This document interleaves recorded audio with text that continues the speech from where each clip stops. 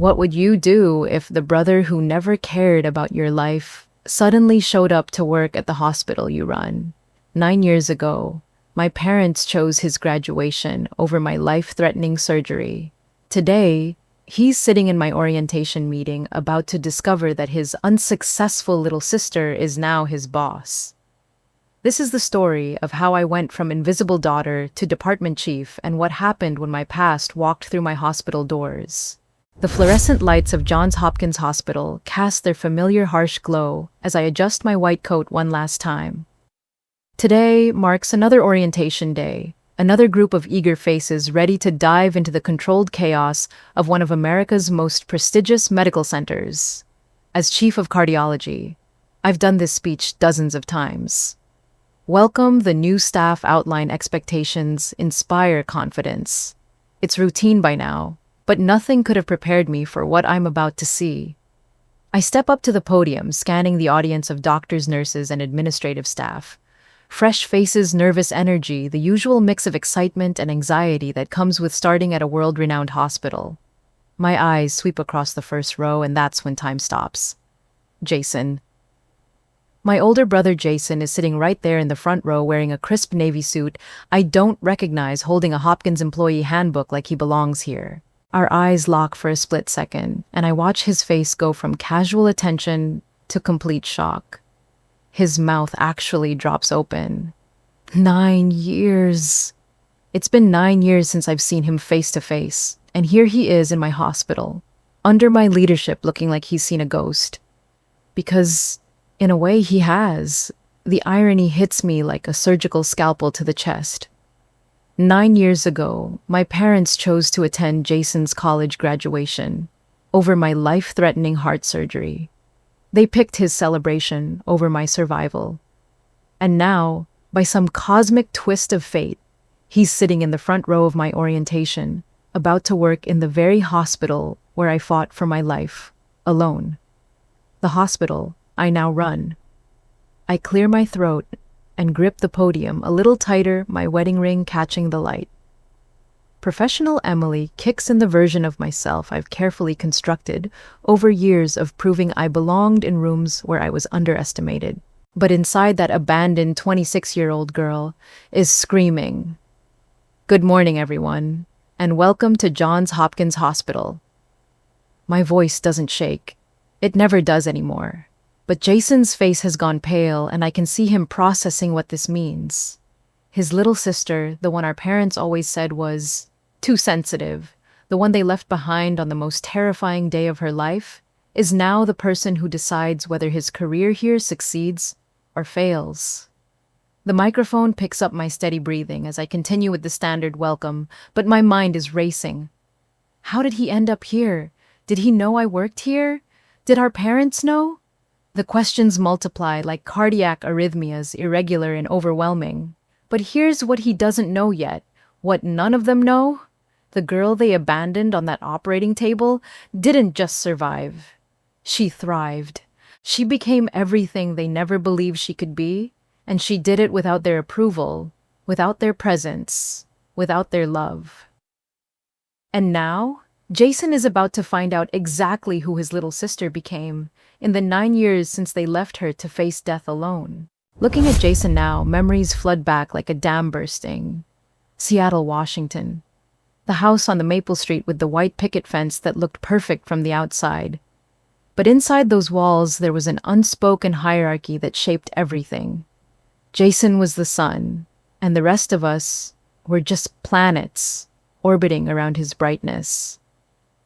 I was 10 years old when I won the Washington State math competition. 10 years old, and I remember clutching that gold medal in my small hands, imagining my parents' faces when I showed them. I'd beaten kids 3 years older than me. My teacher, Mrs. Rodriguez, said I was exceptional, that I had a gift. But when the awards ceremony came around, our living room was empty except for me. Mom and Dad were 4 hours away watching Jason play in soccer regionals. He didn't even win his game, but that didn't matter. Jason had a game, so Jason got the audience. I put that medal in my desk drawer and never mentioned it again. The pattern was so subtle, so normalized that for years, I thought this was just how families worked. I thought love was conditional rationed, earned through being the loudest voice in the room. And Jason, God bless him, was naturally loud. Athletic, charming, everything came easy to him. He could walk into a room and command attention without even trying. I was the opposite. Quiet, bookish, the kind of kid who found comfort in library corners and extra credit assignments. I thought if I just worked harder, achieved more, maybe I could earn a fraction of the attention Jason got for breathing. High school debate championships. I remember standing at that podium delivering my closing argument about healthcare reform, feeling invincible. We won state. I was named outstanding speaker. The trophy was heavy in my hands, solid proof that I was good at something that I mattered. But when I got home that night, bubbling with excitement, ready to share my victory, the house was decorated with balloons and streamers. Not for me, for Jason. He'd had a jazz performance that same evening, playing saxophone in the school band's spring concert. Not even a competition, just a regular concert. But there was cake on the counter and relatives calling to congratulate him. "Oh, Emily won something too," my mom mentioned casually when Aunt Linda asked about my trophy. Like, it was an afterthought, like I was an afterthought. The worst part wasn't the lack of celebration. It was how I started to expect it. Senior year, when I graduated as valedictorian with a perfect GPA, my dad gave me exactly one sentence of acknowledgement. "Good job, kiddo." That was it. 12 years of straight A's condensed into 3 words delivered over breakfast while he read the sports section. But when Jason managed to pull his grades up to a B average his junior year in college, full family dinner at his favorite restaurant, steakhouse tablecloths and everything, Mom even invited his girlfriend. They toasted to his academic turnaround like he'd cured cancer. I sat there cutting my steak into tiny pieces, wondering what I had to do to earn a celebration. Graduate medical school, win a Nobel Prize, die. The thing about being invisible is that you develop this hyper-awareness of everyone else's needs. I became an expert at reading rooms, at anticipating what would make other people happy, because maybe if I was useful enough, I'd become visible. I perfected the art of taking up no space, making no demands, being grateful for scraps of attention. But here's the thing that changed everything.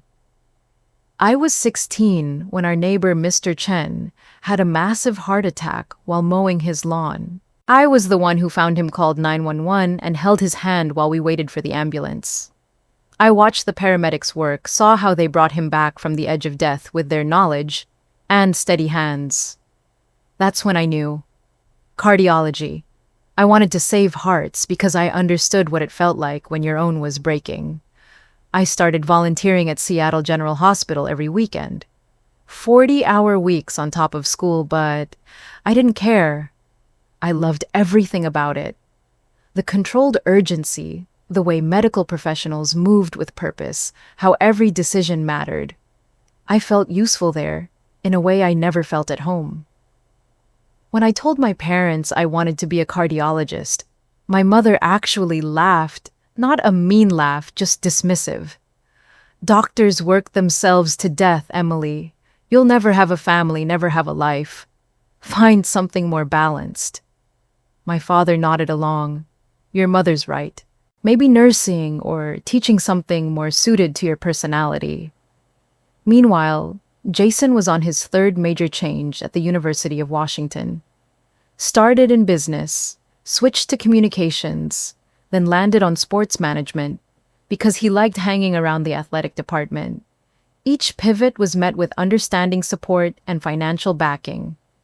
"He's just finding himself," Mom would say, "writing another tuition check. It's important to explore your options when you're young." But when I applied for early admission to pre-med programs, when I talked about my volunteer work, when I showed them the recommendation letter from Dr. Patricia Wong, who supervised my hospital shifts, the response was always the same concern, that I was being too ambitious, too intense, too much, too much. That was their favorite phrase for me. I was always too much of something that made them uncomfortable. The night I got my acceptance letter to Johns Hopkins for undergraduate studies with a pre-med track, I sat alone in my room holding the letter until my hands shook. Full scholarship based on academic merit and community service. Johns Hopkins wanted me. One of the best medical schools in the country saw potential in the girl her own family found too intense. I went downstairs to share the newsletter in hand, heart pounding with excitement.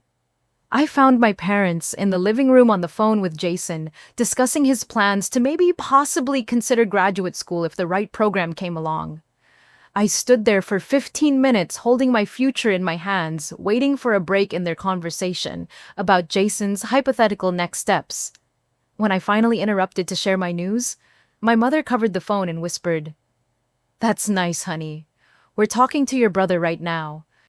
That's when I learned the most important lesson of my childhood. I could achieve everything I dreamed of, but it would always come second to Jason's potential for achievement. So I stopped waiting for their approval. I stopped trying to earn my place at their table. I realized that some people will never see your worth no matter how brightly you shine. And sometimes those people are the ones who are supposed to love you most. Fast forward to the spring of my first year in cardiology residency. 26 years old, finally living my dream at Baltimore General Hospital, just a few miles from Hopkins where I'd done my undergraduate work. I was exhausted most days, running on coffee and pure determination. But I'd never been happier. Every day I was learning, growing, becoming the doctor I'd always dreamed of being. That's when my body decided to remind me that I was still human. It started with shortness of breath during rounds. I'd climb 2 flights of stairs and feel like I'd run a marathon. At first, I blamed it on residency fatigue. 18-hour days will do that to you. But then came the dizziness episodes where the world would tilt sideways, and I'd have to grab the nearest wall to stay upright.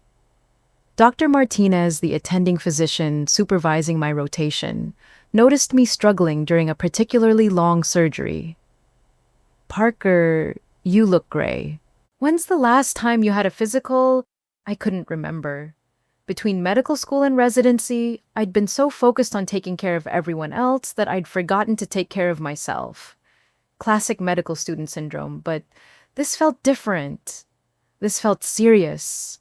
The cardiology workup was extensive. EKG, echocardiogram, cardiac catheterization. I knew what they were looking for before they told me. Years of studying hearts had taught me to recognize the signs, but knowing the medicine and experiencing it as a patient are two completely different things. Congenital heart defect. A septal defect that had gone undiagnosed my entire life, probably because I'd been so healthy and active as a kid. But now, under the stress of residency, it was causing significant problems. The cardiologist, Dr. Rebecca Thompson, was kind but direct. "Emily, this needs surgical repair. Soon. Within the next 2 weeks. The longer we wait, the more strain we're putting on your heart muscle." 2 weeks. I was scheduled for cardiac surgery in 2 weeks, and suddenly everything in my carefully planned life felt uncertain. I'd spent years learning about these procedures, but I'd never imagined being on the other side of the scalpel. The worst part wasn't the fear of surgery. It was the loneliness. Most of my fellow residents were acquaintances, not close friends. Medical training doesn't leave much time for deep relationships.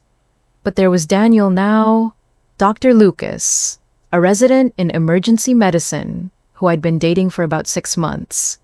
He was kind, steady, the type of person who brought you soup when you were sick and actually meant it when he asked how your day was. But my family, I had to call my family. I sat in my tiny studio apartment that Tuesday night, holding my phone like it weighed 100 pounds.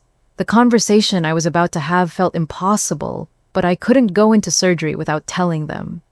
Despite everything, they were still my parents. They were still my brother. My mother answered on the 3rd ring.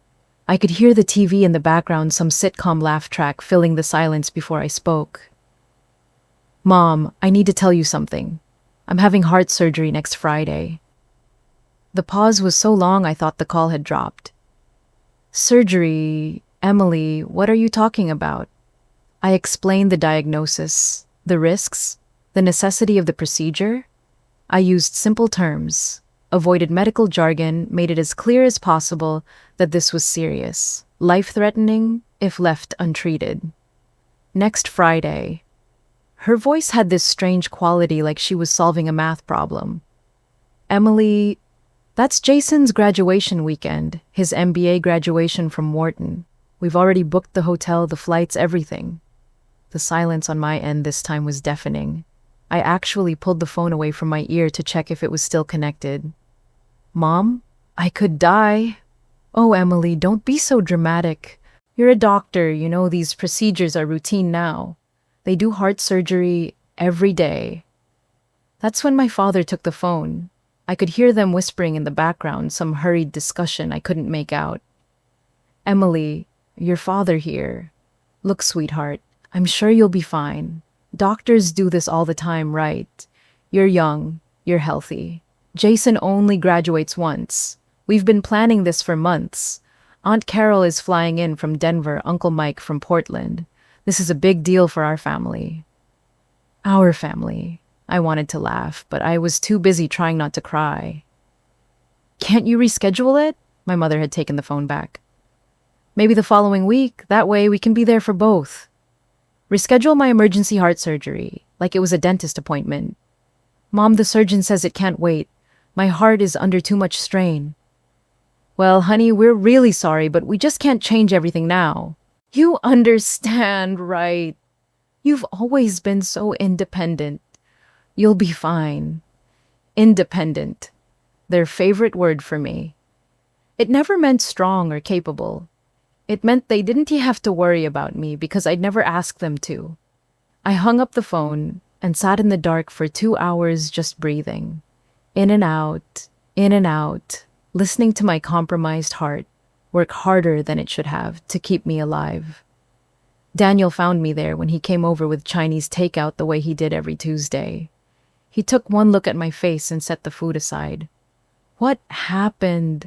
I told him about the surgery, about the phone call, about sitting alone in the dark, realizing that I was going to face the scariest moment of my life without my family.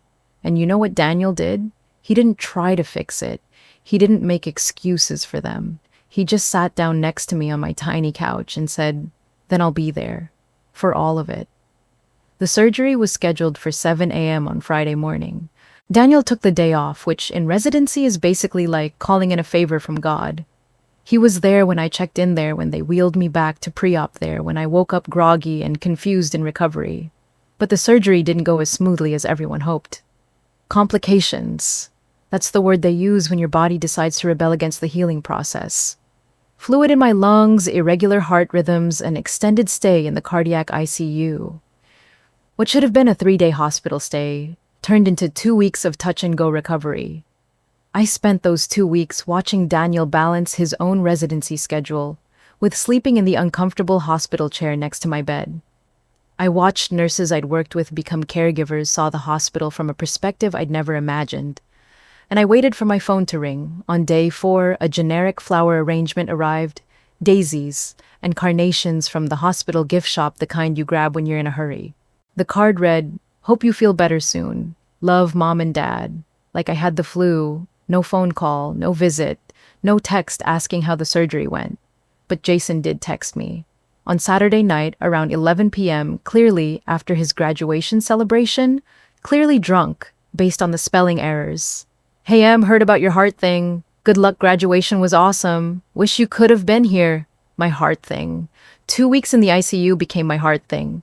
I read that text while connected to monitors that beeped every few seconds, measuring the rhythm of the organ my family thought was worth less than a graduation ceremony they could have attended any other year. Jason had graduated from college before. This was his second graduation. But it was my first time fighting for my life. The breakdown came on day 8. I'd been strong through the surgery, through the complications, through the long nights of pain and uncertainty. But something about that text, about the casual dismissal of what I was going through, just shattered whatever strength I had left. Daniel found me sobbing at 3 a.m., not from physical pain, but from the devastating realization that I truly was alone in this world. That the people who were supposed to love me unconditionally had conditions I could never meet. "They're not coming, are they?" I whispered to him in the dark. "No," he said quietly. "They're not." And that's when I learned the most important lesson of my adult life. Sometimes the family you're born into and the family you need are two completely different things. Sometimes the people who show up for you aren't the ones you expected. Sometimes love isn't about blood. It's about choice. Daniel chose to be there. The nurses chose to care beyond their job descriptions. Dr. Thompson chose to check on me twice a day, even when it wasn't her shift. My parents chose Jason's graduation photo op, and I chose to remember that. Recovery is a strange thing. Not just the physical part, though, that was challenging enough. It's the emotional rebuilding that takes the longest, the careful reconstruction of who you are when everything you thought you knew about love and family has been demolished. When I was finally discharged from the hospital, Daniel made a decision that changed everything. He moved in with me. Not because of romance, though our relationship was deepening, but because I genuinely couldn't take care of myself yet. Simple things like climbing the stairs to my second-floor apartment left me breathless. Lifting a gallon of milk was impossible. "You don't have to do this," I told him as he carried his suitcase through my front door. "I can hire a home health aide." "Emily," he said, setting down his bag and looking at me with those steady brown eyes. "You just spent 2 weeks in the ICU alone. I'm not leaving you to recover alone, too." That was the moment I started to understand what real love looked like. Not the conditional performance-based affection I'd grown up with, but the kind that shows up without being asked, without expecting anything in return. The first week was humbling. Daniel helped me shower because I couldn't lift my arms above my shoulders. He slept on the couch so he could hear if I needed help during the night. He measured out my medications, drove me to follow-up appointments, and never once made me feel like a burden. Small milestones became celebrations. The first time I walked around the block without stopping to rest. The first time I climbed the stairs to my apartment without Daniel hovering behind me in case I fell. The first time I woke up and didn't immediately think about my heart. But the biggest change wasn't physical. It was how I started to see my patients. When I returned to residency 6 weeks later, everything looked different. I'd been a good medical student, technically proficient, academically excellent.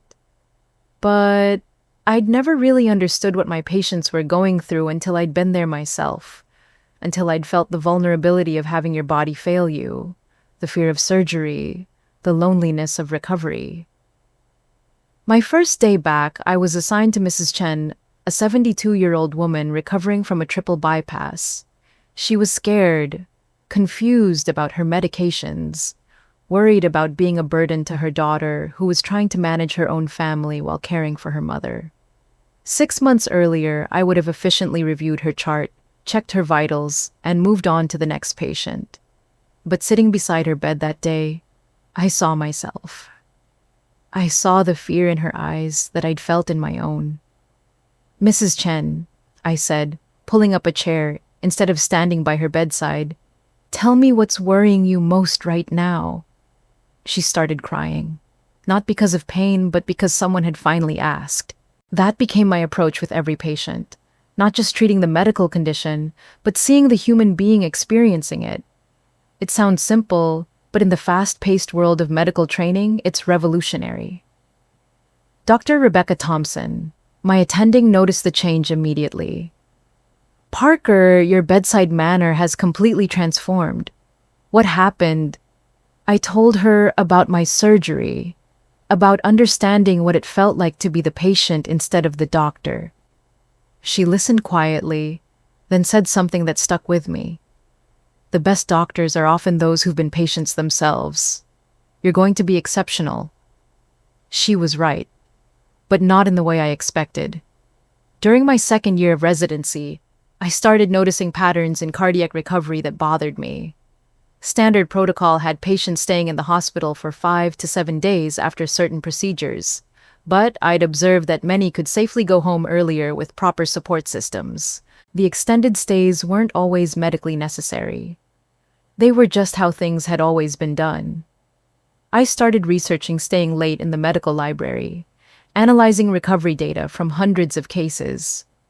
I proposed a modified protocol that included intensive pre-surgical education, enhanced family involvement, and structured home recovery programs with scheduled check-ins. My supervising physicians were skeptical. "Parker, these protocols exist for a reason. Patient safety is paramount." "I agree completely," I said, presenting my research at the monthly department meeting. "But keeping patients in the hospital longer than necessary exposes them to hospital-acquired infections, increases anxiety and depression, and costs the healthcare system hundreds of thousands of dollars annually. My data suggests we can improve outcomes while reducing recovery time by 30%.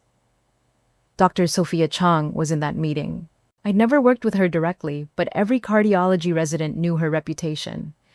Legendary surgeon, published researcher, the kind of doctor who had wings named after her in medical centers. She was intimidating and brilliant and absolutely terrifying. After my presentation, she approached me. "Dr. Parker, I'd like to see your complete research. My office tomorrow morning." I spent that entire night preparing, certain she was going to tear apart my methodology. Instead, she spent 2 hours going through my data with the precision of a master craftsman examining a student's work. "This is solid," she said finally. "More than solid.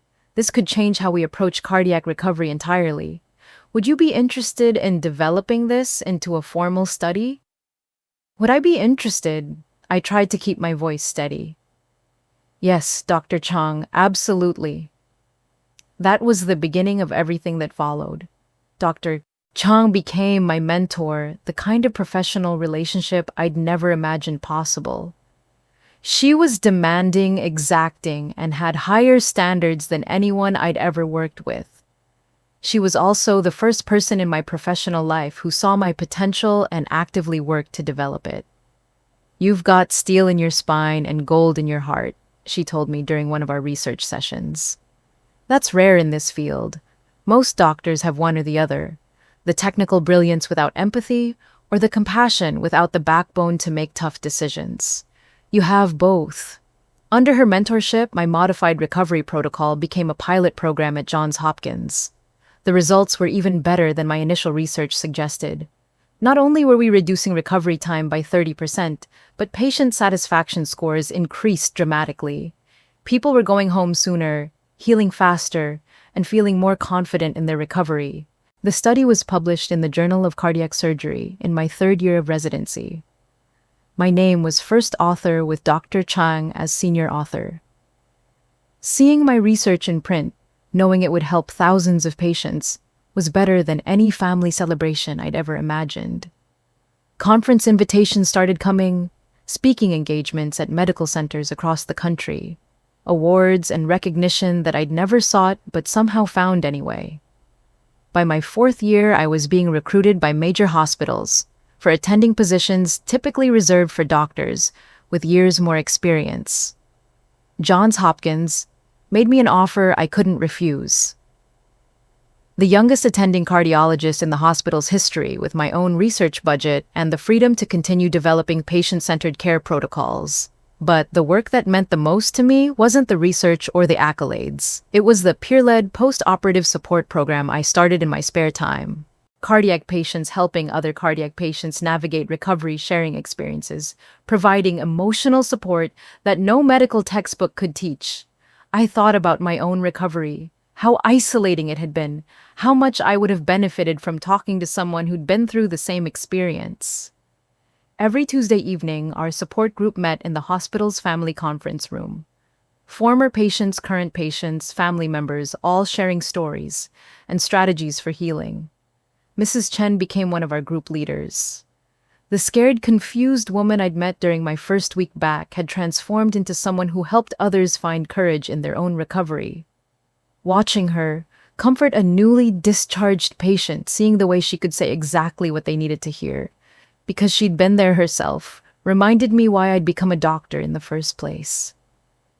Daniel and I got married during my chief residency year. Small ceremony, just close friends and colleagues. Dr. Chang was there along with several patients from our support group.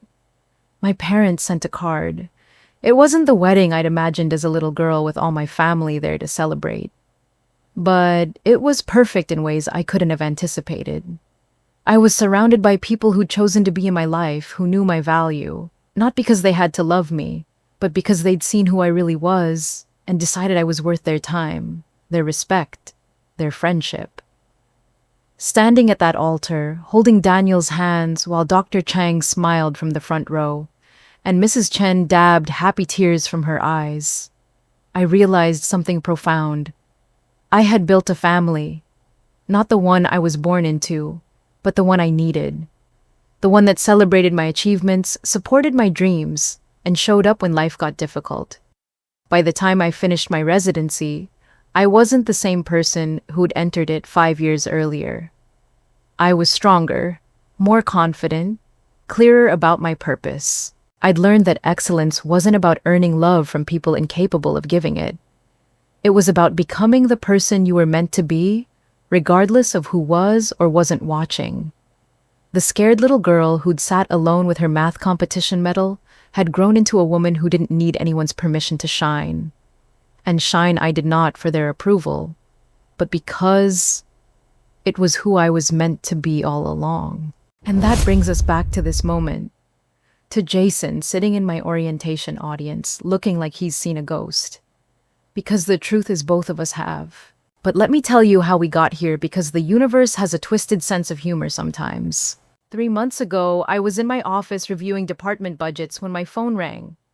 The caller ID made my stomach clench. Mom. We talked maybe 3 times a year, usually around holidays. Conversations that were polite and surface level and left me feeling more lonely than before they called. Hi, Emily. How are you doing? The same opening she'd used for the past 9 years, like we were acquaintances catching up instead of mother and daughter. I'm well, Mom. Working hard. That's good, sweetheart. Listen, I wanted to ask you about something. Jason has been doing really well lately. He finished his MBA in healthcare administration last month. I waited. There was always a favor coming when she called with updates about Jason's life. He's been applying to hospital administration positions, and he submitted an application to Johns Hopkins. I know you work there, and I was wondering if you could put in a good word for him. Maybe talk to someone in HR. The silence stretched between us while I processed what she was asking. After 9 years of minimal contact, after missing the most important moment of my life, she wanted me to use my position to help Jason's career. Mom, that would be completely unethical. I can't use my position to influence hiring decisions for family members. Jason will be evaluated like every other candidate. Oh, Emily, don't be so rigid. It's just networking. Everyone does it. I don't, and I won't start now. Her tone shifted the way it always did when I didn't comply with what she wanted.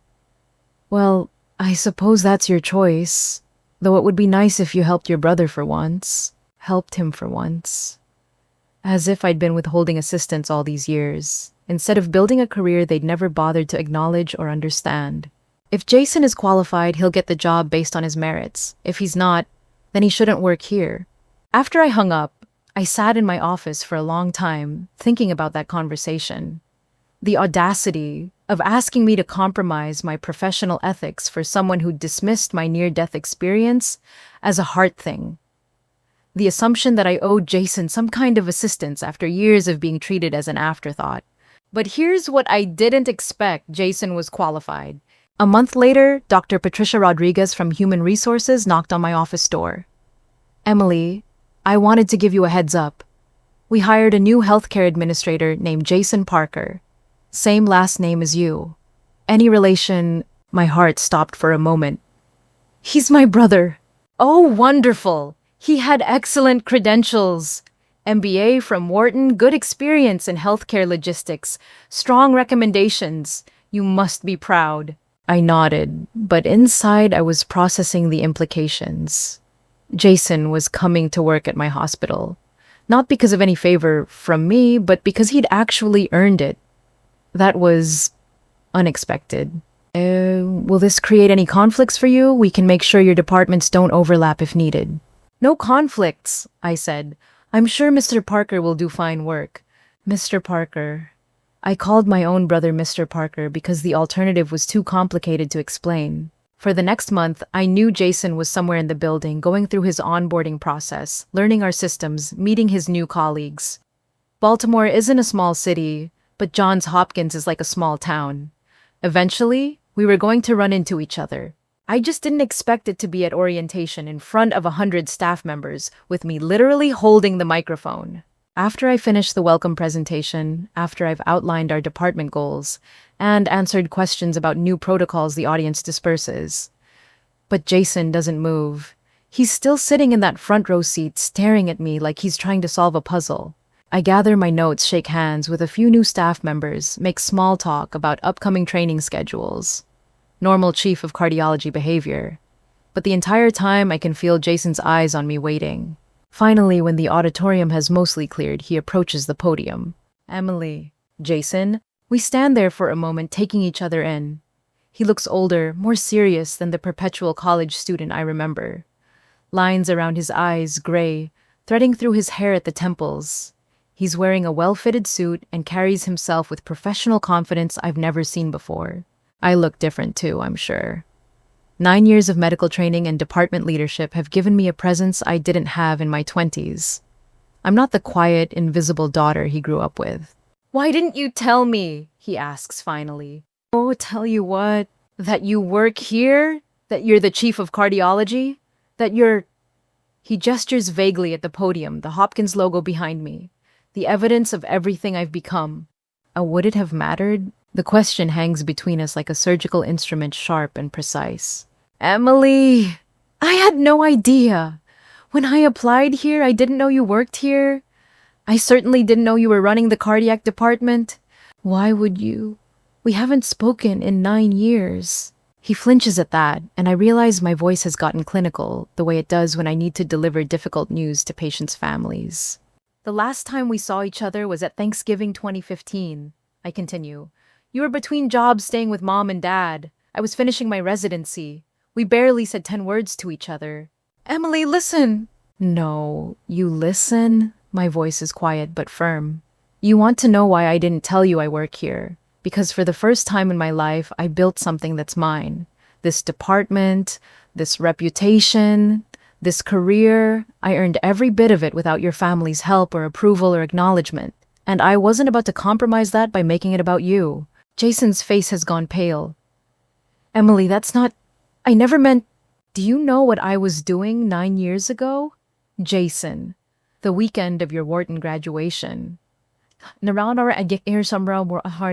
He shakes his head. I was having emergency heart surgery, a congenital defect that could have killed me if left untreated. I spent 2 weeks in the cardiac ICU fighting for my life while dealing with complications that the doctors weren't sure I'd survive.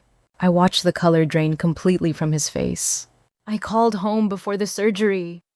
Explained the risks. Asked them to be there.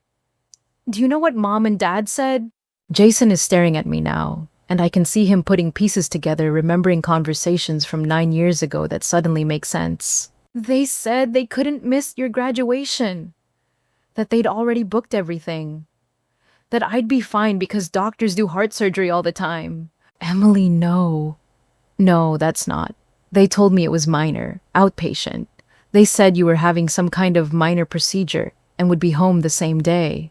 I was in the hospital for 2 weeks, Jason. 2 weeks. Daniel, my boyfriend at the time, now my husband, slept in a hospital chair for 14 nights because I had no family there. No family willing to be there. Jason sinks into one of the auditorium seats like his legs won't hold him anymore. They told me it was nothing serious. They said you were being overly cautious, that you'd be fine, that it wasn't a big deal. It was the biggest deal of my life. I almost died. The words hang in the empty auditorium. Jason puts his head in his hands. You texted me that Saturday night. Do you remember what you said? He looks up, his face stricken. You said, "Hey Em, heard about your heart thing. Good luck, graduation was awesome. Wish you could have been here." Oh my God. His voice is barely a whisper. My heart thing, that's what my near-death experience was to you. A heart thing that rated one drunk text message after your party. Jason is quiet for a long time, processing everything I've told him. When he finally speaks, his voice is shaky. Emily, I swear to you, I had no idea. They made it sound like you were having some routine test done. They said you were being dramatic about it. I wasn't being dramatic. I was terrified and I was alone. Why didn't you call me directly? Why didn't you tell me how serious it was? I stare at him for a moment and then I laugh. Not a happy laugh, but the kind of laugh that comes when something is so absurd you can't quite believe it. Jason, when in our entire childhood did you ever prioritize my needs over your own? When did you ever choose to support me instead of accepting whatever attention was being directed your way? Why would I expect that to change when it mattered most? He opens his mouth to argue, then closes it. Because he knows I'm right. You want to know the truth? I stopped expecting you to care about my life a long time ago. It hurt less than being disappointed over and over again. We sit in silence for several minutes. Jason staring at the floor, me organizing my thoughts, both of us processing this conversation. That's 9 years overdue. I didn't know, he says finally. About any of it. About how bad the surgery was, about you being alone, about what you've accomplished here. Emily, I had no idea you'd become this successful, important, respected. When we were kids, I always knew you were smart, but I never imagined, I never thought, you never thought what, I never thought you'd surpass all of us. And there it is, the truth that's been sitting between us for 9 years. Jason didn't think the quiet, bookish little sister could amount to anything significant. None of them did. Well, I say standing up and gathering my materials. I did. The conversation in the auditorium ends with Jason asking if we can talk more somewhere private. I suggest the hospital cafeteria during the lull between lunch and dinner service. Neutral territory where we can speak freely without the weight of my office or the memory of that podium between us. We sit across from each other at a small table near the windows, 2 cups of terrible hospital coffee growing cold while we navigate 9 years of misunderstanding and hurt. Tell me about that weekend, I say. From your perspective. Jason stares into his coffee cup for a moment before speaking. I remember Mom and Dad seemed stressed about something, but they said it was work stuff. Dad had some big presentation, I think. When they mentioned you were having a procedure, they made it sound so routine that I didn't even think to ask for details. They told you it was routine. Mom said you were having some kind of heart test done, maybe a small procedure, but that you were being overly cautious because you were in medical training. She said you'd probably be home the same day, and that you'd specifically told them not to worry about it. I feel something shift inside me, a piece of anger I'd been carrying that suddenly has a different target. They lied to you. Completely. Emily, if I had known what you were really going through, if I had understood that you were having major surgery, that you could have died. Would you have come? He looks at me directly for the first time since we sat down. Yes. I would have told them to postpone the graduation celebration. I would have been on the first flight to Baltimore. I want to believe him. Part of me does believe him. But there's still that protective skepticism that's kept me safe for 9 years. Jason, I need you to understand something. I'm not angry at you for not being there. I'm angry at the pattern. I'm angry at a lifetime of being invisible, of having my achievements minimized and my struggles dismissed. The surgery was just the final example of something that had been happening my entire life. I know, his voice is quiet. And I was part of that. Maybe I didn't actively choose to ignore you, but I accepted the attention without questioning why you weren't getting any. I benefited from their favoritism without considering what that meant for you. This acknowledgement, this taking of responsibility, is something I never expected to hear from him. I didn't see you before, he continues. I do now. We spend the next hour comparing notes about our childhood, and it's shocking how differently we experience the same events. In Jason's memory, our parents were supportive of both of us. maybe just more vocal about his achievements, because he was struggling more academically. He genuinely believed I was naturally self-sufficient and didn't need as much encouragement. They always said you were so independent, so capable of taking care of yourself.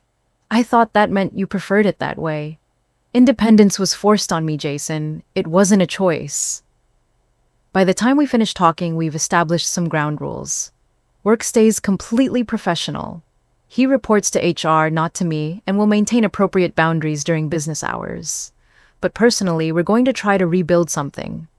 Slowly, carefully, with realistic expectations. I don't need you to fix the past, I tell him as we prepare to leave. I just need you to acknowledge what really happened and commit to doing better going forward. I can do that. It's a start. Not forgiveness exactly, but the possibility of it somewhere down the road. 3 weeks later, I'm in my office finishing patient notes when my assistant buzzes me. Dr. Parker, your parents are here. They don't have an appointment, but they're asking to see you. My parents? Here at the hospital unannounced. I haven't seen them in person since that disastrous Thanksgiving 2 years ago, when they'd spent the entire meal talking about Jason's new job prospects while ignoring questions about my research. Send them in. They walk into my office looking exactly the same as I remembered, just a little grayer, a little more fragile.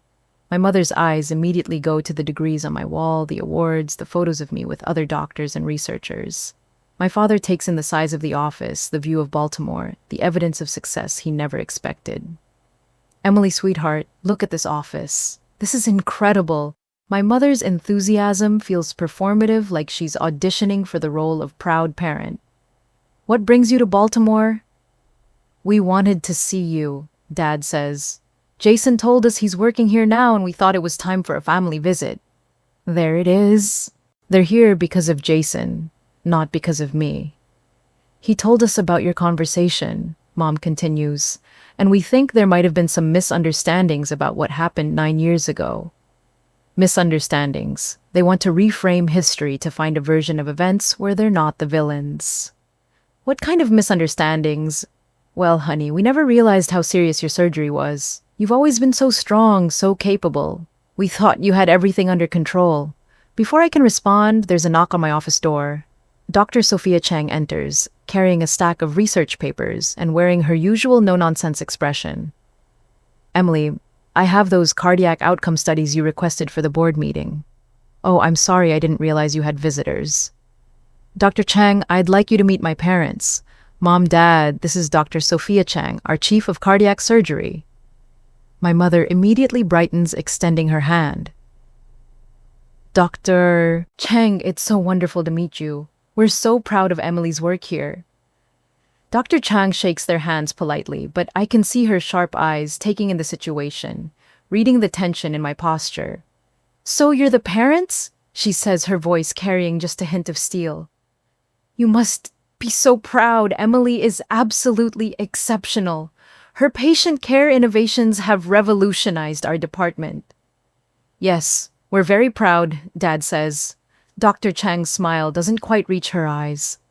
You know, Emily and I have worked together for several years now. She's told me so much about her family. The silence that follows is loaded with meaning. I've never specifically discussed my family drama with Dr. Chang, but she's intuitive enough to have pieced together that my parents weren't part of my support system. Particularly about her recovery from cardiac surgery. Such a challenging time going through major surgery without family support, but it really showed her resilience, didn't it? My parents' faces change as they realize that Dr. Chang knows exactly who they are and what they did. Emily has built something remarkable here, Dr. Chang continues. The respect she's earned from colleagues, the innovations she's pioneered, the lives she's saved. She's become the kind of doctor other doctors aspire to be. I hope you're proud of what she's accomplished entirely on her own. The emphasis on entirely on her own is subtle, but unmistakable. After Dr. Chang leaves, the conversation with my parents is stilted and awkward. They try to steer towards safer topics, asking about Daniel, about our house, about anything that doesn't require them to acknowledge their failures. But something has shifted.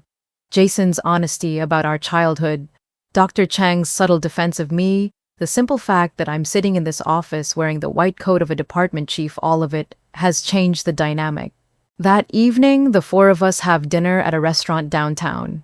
Jason had suggested it, saying he wanted us all to try to move forward as a family.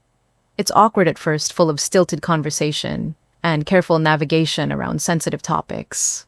But then Jason does something unexpected.